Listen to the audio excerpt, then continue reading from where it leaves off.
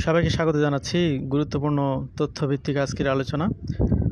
Care giver প্রোগ্রামটি চালু হয়ে গেল দুইটি আলাদা আলাদা নামে। জাস্ট কিছুক্ষণ আগে চালু হয়ে গেল এই প্রোগ্রামটি নিয়ে আজকে তৃতীয়তম আলোচনা আপনাদেরকে শোনাচ্ছি। আজকের আলোচনাটি আপনাদেরকে প্রেজেন্ট করার উদ্দেশ্য হলো মনে করিয়ে দেয়া এবং আরেকটি গুরুত্বপূর্ণ নোটিশ আপনাদেরকে দেয়া, সেটা হলো যে এই ক্যাটাগরিতে যে আবেদনগুলো অ্যাকসেপ্ট করা হচ্ছে, এটা যেহেতু কোটা সিস্টেম এবং কোটার পরিমাণ খুব অনেক বেশি তা কিন্তু না। কোটা পূরণ হয়ে গেলে নতুন করে অ্যাপ্লিকেশন আর নেওয়ার সম্ভাবনা নেই। কথায় বলে ফুরিয়ে যাওয়ার আগে লুফে নিন। এখানে বিষয়টা এরকমই বলা চলে। এলিজিবল পারসন তারা যদি সময় মতো সঠিকভাবে আবেদন করতে পারেন তাহলে এখানে টিকে যাওয়ার বা সুযোগ পাওয়ার পসিবিলিটি রয়েছে। জাস্ট আজকে 31শে মার্চ শুরু হয়ে এই প্রোগ্রামটি কতদিন চলবে তা নির্ভর করবে কমপ্লিট অ্যাপ্লিকেশন ইমিগ্রেশন ডিপার্টমেন্ট কতটি গ্রহণ করতে পারে বা কোটা ফিল আউট করার জন্য কত সময় লাগে, তার মাধ্যমেই মূলত এটার অ্যাপ্লিকেশন ক্লোজিংয়ের বিষয়টি নির্ভর করতেছে। দেখা গেল যে 31শে মার্চ শুরু হয়ে গেছে, এপ্রিলের 1 তারিখের মধ্যেই শেষ, উপযুক্ত বা এখানে সুইটেবল অ্যাপ্লিকেশনগুলো সব জমা পড়েছে, তাহলে সেটাই হবে। আবার দেখা গেলো যে 1 মাস সময় লেগেছে, তাহলে সে পর্যন্ত এটার ইনটেকটা ওপেন থাকবে। তো আজকে আপনাদেরকে যে কারণে এটা বলা সেটা হলো, অলরেডি এই সংক্রান্ত আলোচনা যারা শুনেছেন অবশ্যই তাদের একটা ন্যূনতম প্রস্তুতি আছে। বিশেষ করে এবারের যে কোটা এটি হচ্ছে অলরেডি যারা কানাডাতে আছেন এবং কানাডাতে এই ধরনের রিলেটেড কোনো জব এক্সপিরিয়েন্স রয়েছে তাদের জন্যই মূলত এই পর্বে সুযোগ দেওয়া হচ্ছে। যারা আউট অফ কানাডা থেকে শুনছেন তাদের জন্য আপাতত এটি প্রযোজ্য হচ্ছে না বা সুযোগ হচ্ছে না। তাদের জন্য পরবর্তী সময়ে একটি নতুন করে আবেদন প্রক্রিয়া চালু হবে। কবে নাগাদ চালু হবে সেটি এখনও ডিক্লারেশন আসেনি। তো যাই হোক আর কি, যথাযথভাবে নির্দিষ্ট সময় বা হারি আপভাবে আপনারা যাতে আবেদনগুলো জমা দিতে পারেন সেই জন্যে আপনাদেরকে রিমাইন্ডার দেয়া। Canada's home care worker immigration pilots now open. তো এটি যেহেতু একটি পাইলট প্রোগ্রাম এবং 31শে মার্চ ওপেন হওয়ার কথা, 31শে মার্চ অফিসিয়াল টাইম অলরেডি কানাডাতে শুরু হয়ে গেছে। এখানে দেখতে পাচ্ছেন 10 AM eastern delight time on 31st March 2025. Foreign nationals wishing to gain permanent residency through these pathways may begin submitting applications at this time. তো এখানে একটি বিষয় আপনাদের সামনে আবার শেয়ার করি। IRCC কানাডার ইমিগ্রেশন রিফিউজি সিটিজেনশিপ কানাডা তারা 2750টি অ্যাপ্লিকেশন গ্রহণ করবে HCWP চাইল্ড কেয়ার পাইলট এবং 2750টি অ্যাপ্লিকেশন গ্রহণ করবে হোম সাপোর্ট পাইলট, এই দুইটি প্রক্রিয়ার মাধ্যমে। তো এখানে দেখতে পাচ্ছি of this 140 application spot in each pilot will be reserved for out of status and unauthorized workers in Canada. তো এখানে আউট অফ স্ট্যাটাস নিয়ে যারা এখানে আছে আনঅথরাইজড ওয়ার্কার্স, কিন্তু এখানে বিশেষ পলিসিগত কারণে 140 জন ব্যক্তিকে সুযোগ দেওয়া হবে। Once this year cap has been reached, IRCC will cease to accept application until the program reopen the following year. তো এখানে যে বিষয়টি বোঝা যাচ্ছে সেটা হলো যে এই অ্যাপ্লিকেশনের ইনটেকটা কিভাবে চলবে আপনাদেরকে বলি। ইউনিভার্সিটিগুলোতে যেরকম প্রত্যেক বছরে অ্যাডমিশন টেস্ট দেওয়ার ব্যবস্থা করা হয়, একটি নির্দিষ্ট সময়ে অ্যাডমিশন টেস্ট অ্যাপ্লিকেশন জমা নেওয়া হয় এবং একটা নির্দিষ্ট সময় পরে অ্যাপ্লিকেশন ডেট শেষ হয়ে যায়, ঠিক একইভাবে এই পাইলট প্রোগ্রামটি প্রত্যেক বছর এখানে একটি নির্দিষ্ট সময় ওপেন হবে। যখন তাদের ক্যাপ পূরণ হয়ে যাবে তখন তাদের অ্যাপ্লিকেশন নেওয়া ক্লোজ হয়ে যাবে। তার মানে সারা বছরব্যাপী এই প্রোগ্রামটি ওপেন থাকবে না, সেটা এখানে স্পষ্ট। 31শে মার্চ যে এই বছরে যে ইনটেকটা শুরু হলো, এখানে কোটা পূরণ হওয়ার পরপরই এটি ক্লোজ হয়ে যাবে। হতে পারে 1 মাস, 2 মাস, 3 মাস, 6 মাস, যে সময়টুকু লাগে। এরপরেই এটার ক্লোজ করে দেওয়া হবে প্রোগ্রামটি এবং পরবর্তী ইনটেকের জন্য আবার এটি পরবর্তী বছরে নতুন ইনটেকের আকারে ওপেন হবে। Application intake for applicants not working in Canada stream will open at later date. অর্থাৎ এখানে যে বিষয়টি বলছিলাম যে যারা বর্তমানে কানাডাতে কাজ করছেন না এরকম যারা ব্যক্তি, তাদের জন্য এই ইনটেকে অ্যাপ্লিকেশনের সুযোগ দিচ্ছে না কানাডা গভর্নমেন্ট, তাদের জন্য পরবর্তীতে একটি নতুন ইনটেক আলাদাভাবে ওপেন করা হবে।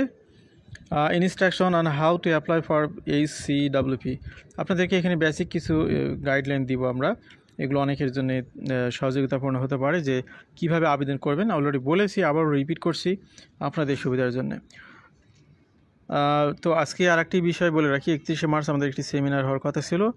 তো ঈদ উল ফিতরের ডেটটি একদিন আগে এগিয়ে আসার কারণে, অর্থাৎ আমরা ধরে নিয়েছিলাম যে এটি 1 তারিখে হবে এপ্রিলের, তো সেটি যেহেতু 31শে মার্চে চলে এসেছে, এই জন্যে আমাদের বেশিরভাগ ভাই বোনদের সুবিধার জন্য আমরা ডেটটি চেঞ্জ করে ফেলেছি। আর একটি বিষয়ে বলা হয়নি, আপনাদেরকে ঈদ উল ফিতরের শুভেচ্ছা জানানো হয়নি।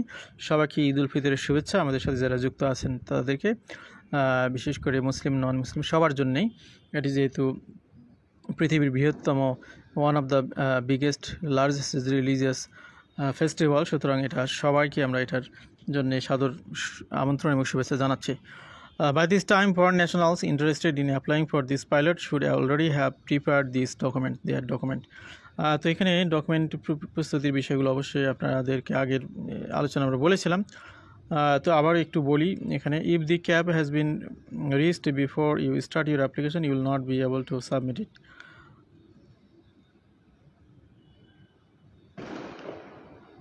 তো আপনি শুরু করতে এটা যদি অ্যাপ্লিকেশন ইনটেক অর্থাৎ অ্যাপ্লিকেশন নেওয়া শেষ হয়ে যায়, তাহলে তো আপনি অ্যাপ্লিকেশন সাবমিট করতে পারবেন না। Before starting the application procedure, ensure that you have the needed documents ready. তো এখানে প্রথম যে কাজ সেটি হচ্ছে create an online account or sign in to IRCC Permanent Residency Portal. Foreign nationals applying through the HCWP programs must apply online using PR portal. If you are unable to apply online or require accommodations, IRCC has specific procedures to request an alternative application format. Select the category you wish to apply. এখানে অ্যাকাউন্টটা করার পরে ওখানে আপনার একটি category আসবে, সেখানে economic, family class, APC claim, আরও অনেকগুলো ক্যাটাগরি আসবে। সেখানে আপনি ইকোনমিক ক্লাসটা সিলেক্ট করবেন। এটি কিন্তু ইকোনমিক ক্লাস টাইপের application. Select the category you wish to apply. Make sure to select the correct category. If you choose wrong category, your application may be returned or refused.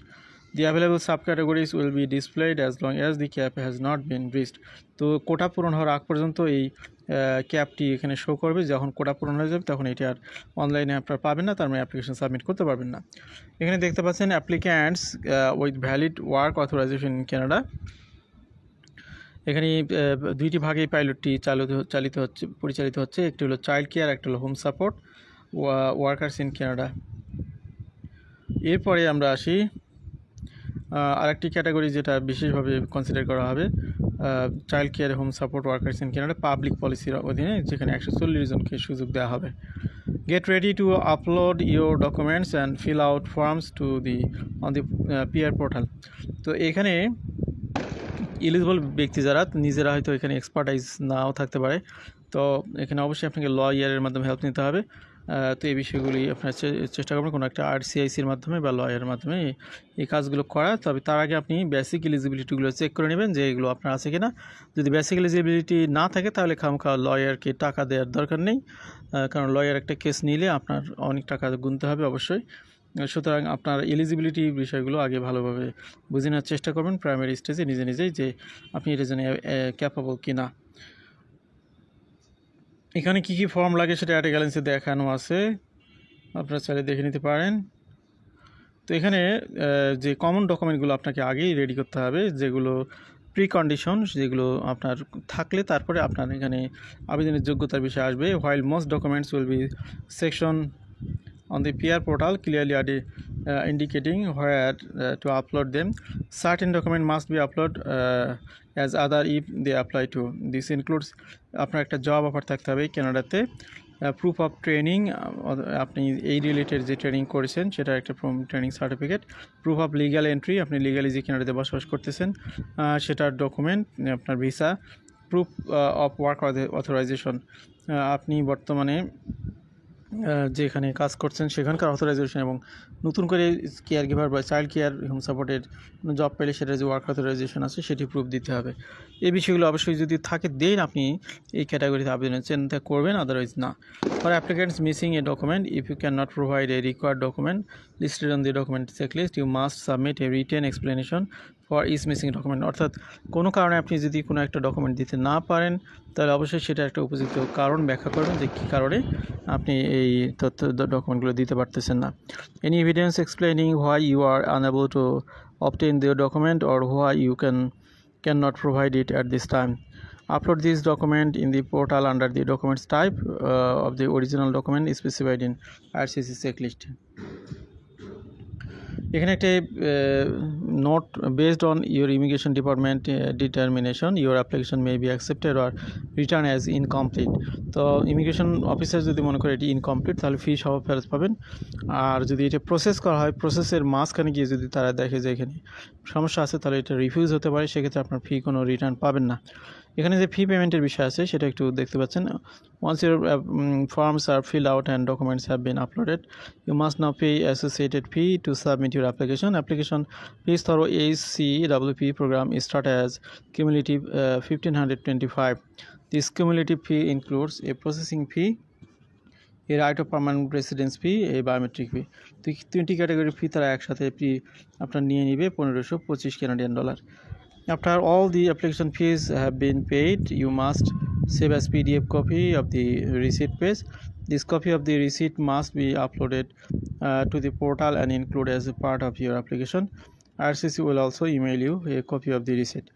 Submit the completed application. Before submitting your application, IRCC advises you to ensure all questions have been answered on the necessary forms. All forms have been signed. The fee receipt has been uploaded. All needed supporting document has been uploaded. তো এখানে আনুষঙ্গিক বিষয়গুলো আরও এখানে আছে কিছু, এত কিছু পড়ছি না। After application is submitted, application submit হওয়ার পরে কী করতে হবে? Keep information on your application up to date, get your biometric processed, book and medical exam, regularly check your application status. এই কাজগুলো আপনাদেরকে করতে হবে। আজকের আলোচনা আমরা একদম শেষ প্রান্তে চলে এসেছি।